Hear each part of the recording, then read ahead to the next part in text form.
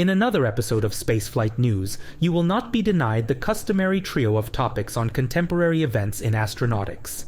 We will commence with the International Space Station, where a coolant leak has been detected on the Russian Nauka module. Moving on to the second topic, we shall visit the Johnson Space Center in Houston, where the initial examination of samples from the asteroid Bennu has been conducted. Lastly, we will conclude today's episode with Mars, which has been being orbited by European Mars Express spacecraft. Its images have been utilized to create some remarkable flybys of the Martian surface.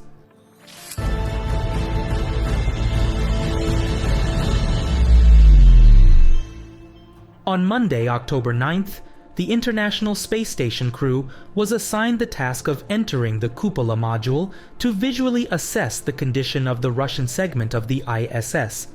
Shortly thereafter, the Ground Control Center received a report that the astronauts had observed debris emerging from the Nauka module. In conjunction with sensor data, it was confirmed that the Russian module was leaking ammonia, which serves as a coolant. Luckily, only one of the two cooling circuits was affected. Fortunately, the unforeseen event posed no threat to the crew.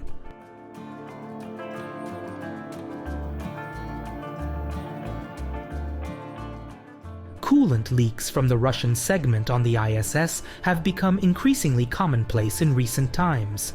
Last December, Soyuz MS-22 spacecraft experienced a partial coolant loss, and in February, Progress MS-21 cargo spacecraft suffered a similar fate. In the case of the current leak from the Nauka module, however, the cause is likely to be different. The RTOD radiator has been identified as the source of the leak. Rumor has it that the issue may be related to the flexible hose that connects its hinged panels.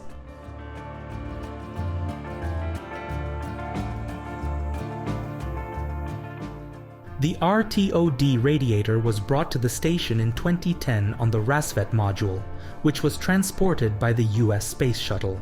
From the very beginning, it was intended to be installed on the Nauka module, but the launch of the module was continually postponed.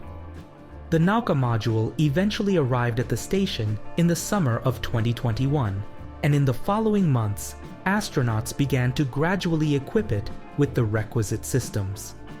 The RTOD radiator was affixed to the Nauka module on April 19th of this year, and in May it was deployed and activated.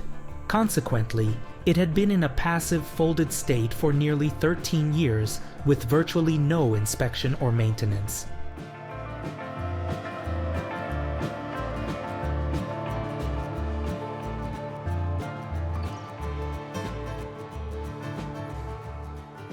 In light of the unexpected coolant leak, NASA has postponed the 2 October spacewalks to a later, as yet unspecified, date. Russian cosmonauts Oleg Kononenko and Nikolai Chubb are slated to venture into the vacuum of space on October 26th and will focus their attention on the RTOD radiator.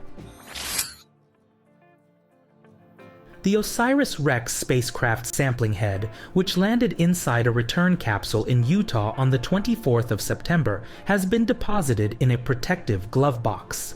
The original timeline was slightly postponed, but the cause is gratifying. There is more material outside the sampling head than anticipated. Consequently, cataloging it will take more time.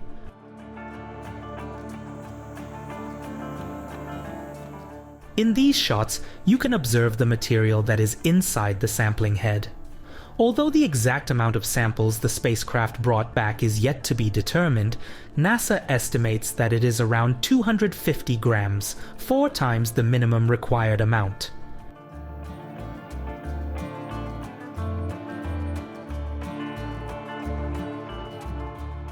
On the third day after the samples arrived at the Johnson Space Center, the preliminary analysis of the samples commenced. Scientists employed a broad range of analytical methods, from optical and electron microscopes to infrared measurements, X-ray diffraction, and chemical composition analysis.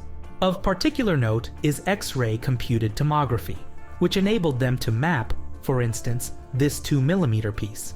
This technique allowed scientists to make virtual cuts through the sample. In this animation, Areas with increased sulfur concentrations are highlighted in red.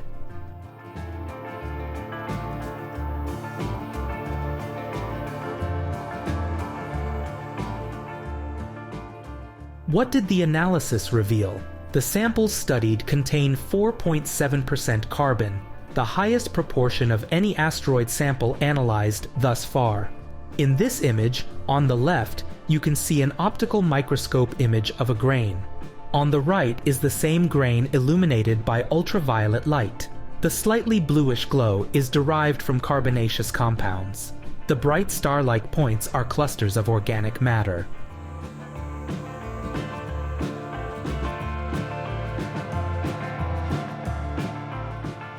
Analyses have also demonstrated that the samples contain water bound in rocks that resemble terrestrial clays. Carbon and water are essential prerequisites for life. Therefore, analyses of the samples from the asteroid Bennu can provide us with clues about the formation of the solar system, as well as the origin of life on Earth.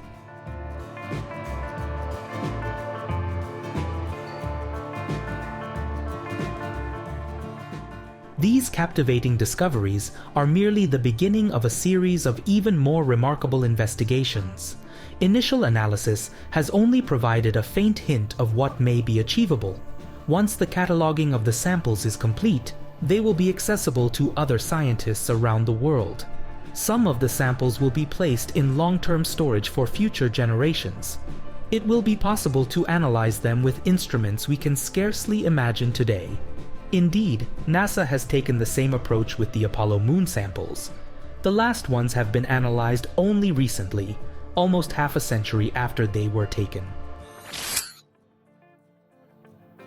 The European Mars Express spacecraft is equipped with a powerful high-resolution stereo camera, or HRSC, which can be used to generate highly detailed three-dimensional models of the terrain below.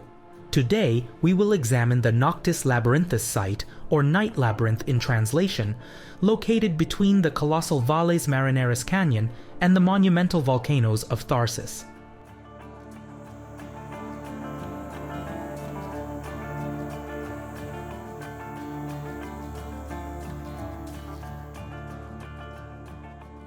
The Noctis Labyrinthus spans an impressive 1,200 kilometers in length, which is the same as a distance from New York to Atlanta. On this virtual flight, we can observe the eastern part of the labyrinth, which features a captivating landscape. Many of the surface formations are attributed to the nearby volcanic region of Tharsis.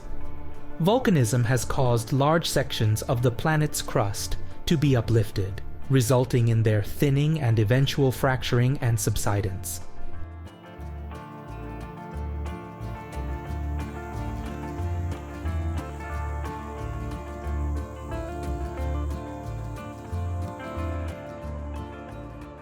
Elsewhere, we can observe canyons and craters measuring 30 kilometers in width and 6 kilometers in depth, as well as the remnants of landslides and fields of sand dunes. The Mars Express spacecraft has been orbiting the Red Planet since 2003, and its data has enabled scientists to gain a greater understanding of the processes occurring on the Red Planet. Thank you for your attention to today's episode of Spaceflight News. To ensure you don't miss the next one, which will be published on Sunday, the 15th of October, be sure to subscribe. For further updates on space-related news, visit our profile on the social network X, formerly known as Twitter. The link can be found in the video description.